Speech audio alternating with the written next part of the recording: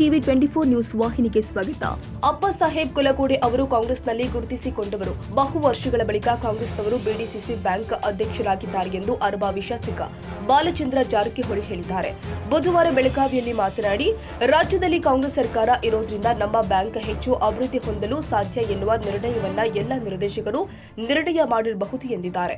BDCC bank ಅಧ್ಯಕ್ಷ ನೇಮಕ ಪ್ರಕ್ರಿಯೆಗೆ 5 ಜನ ಹಿರಿಯರ ಅಭಿಪ್ರಾಯ ಪಡೆದು ರಾಯಭಾಗ ತಾಲೂಕಿನ ಅಪ್ಪ ಸಾಹೇಬ್ ಕುಲಗೋಡೆ ಅವರನ್ನ ನೂತನ ಅಧ್ಯಕ್ಷರನ್ನಾಗಿ ನೇಮಕ ಮಾಡಲಾಗಿದೆ ಎಂದು ಅರಬಾವಿ ಶಾಸಕ ಬಾಲಚಂದ್ರ ಜಾರಕಿಹೊಳಿ ಹೇಳಿದ್ದಾರೆ.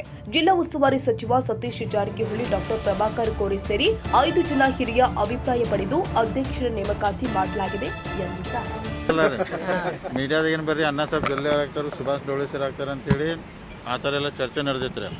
ಸೊ ಚೇಂಜ್ ಮಾಡಿ ಬೆಳಗ್ಗೆ ಅಂದರೆ ನಾವು ಲಾಸ್ಟಿಗೆ ಮೊನ್ನೆ ಹೇಳಿದ್ವಲ್ಲ 5 ಮಂದಿ ಹಿರಿಯರಿಗೆ ಮಾಡಿದ್ವಿ.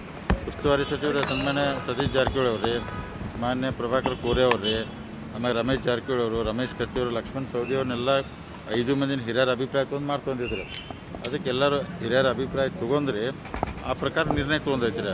ಅದಕ್ಕೆ ಸರ್ ಏನು ಸ್ಟ್ರಾಟಜಿ ಸರ್? ಹೊಸ ಹೆಸರು ಹೊಸ ಹೆಸರು ಅಂದ್ರೆ ಒಂದು ನೋಡ್ರಿ, ಈಗ ಹೆಚ್ಚು ಕಮ್ಮಿ ಮೊದಲಿಂದ ಈ ಬ್ಯಾಂಕ್ ಒಳಗೆ ರೀ ಕೆಲವೊಂದು BJP ಅವ್ರಿಗೆ ಗೆದ್ದು ಬರ್ತಾರೋ, ಕೆಲವೊಂದು ಕಾಂಗ್ರೆಸ್ ಅವ್ರಿಗೆ ಗೆದ್ದು ಬರ್ತಾರೋ, ಕೆಲವೊಂದು ಇಂಡಿಪೆಂಡೆಂಟ್ ಗೆದ್ದು ಬರ್ತಾರೆ. ಹಿಂಗೆಲ್ಲಾರೆ ಅಂದ್ರೆ ಈಗ ರಾಜ್ಯದಲ್ಲಿ ಕಾಂಗ್ರೆಸ್ ಸರ್ಕಾರ ಐತಿರ. ಅಪ್ಪ ಸಾಹೇಬ್ ಕುಲಗೋಡೆ ಅವರು ಅಂದರೆ ಕಾಂಗ್ರೆಸ್ದಿಂದ ಗುರುತಿಸ್ಕೊಂಡವ್ರು. ಅವರು ಈ ಕಾಂಗ್ರೆಸ್ಸಿಂದ ಒಬ್ಬರು ಅಧ್ಯಕ್ಷ ಆದ್ರಿ ಈಗ ಭಾಳ ದಿವಸ ನಂತರ.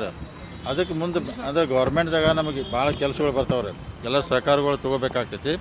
ಆ ಉದ್ದೇಶ ಇರ್ಬೋದು. ಉಪಾಧ್ಯಕ್ಷ ಸ್ಥಾನಕ್ಕೆ ಅವ್ರು ಕೊಟ್ಟಿಲ್ಲ.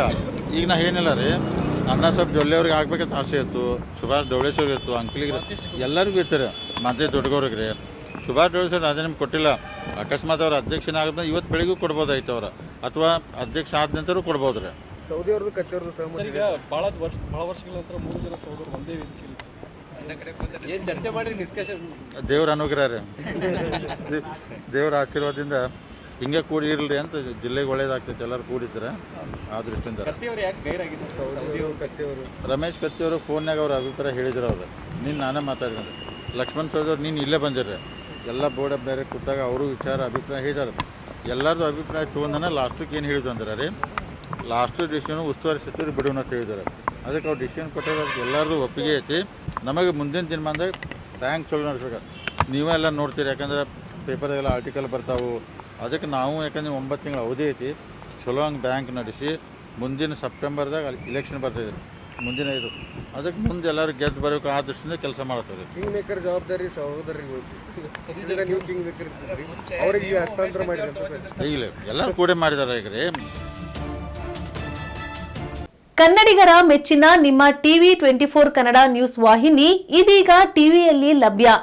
ಕರ್ನಾಟಕ ಮತ್ತು ದೇಶ ವಿದೇಶದ 360 ಡಿಗ್ರಿ ಸುದ್ದಿ ಹಾಗೂ ಉತ್ತರ ಕರ್ನಾಟಕ, ಬೆಳಗಾವಿ, ಬಾಗಲಕೋಟೆ, ಧಾರವಾಡ, ಹಾವೇರಿ, ಗದಗ, ಬಿಜಾಪುರ ಜಿಲ್ಲೆಯ ಕ್ಷಣ ಕ್ಷಣದ ವಿವರವನ್ನ ಪಡೆಯುವುದಕ್ಕೆ ಟಿವಿ 24 ಕನ್ನಡ ನ್ಯೂಸ್ ವಾಹಿನಿಯನ್ನ ಲೈಕ್ ಮಾಡಿ, ವಿಡಿಯೋಗಳನ್ನ ಶೇರ್ ಮಾಡಿ, ಕಮೆಂಟ್ ಮಾಡುವ ಮೂಲಕ ನಮ್ಮ ವಾಹಿನಿಗೆ ಸಹಕಾರ ನೀಡಿ ಮತ್ತು ಚಾನೆಲ್ ಅನ್ನ ಸಬ್ಸ್ಕ್ರೈಬ್ ಮಾಡಿ. Thank you.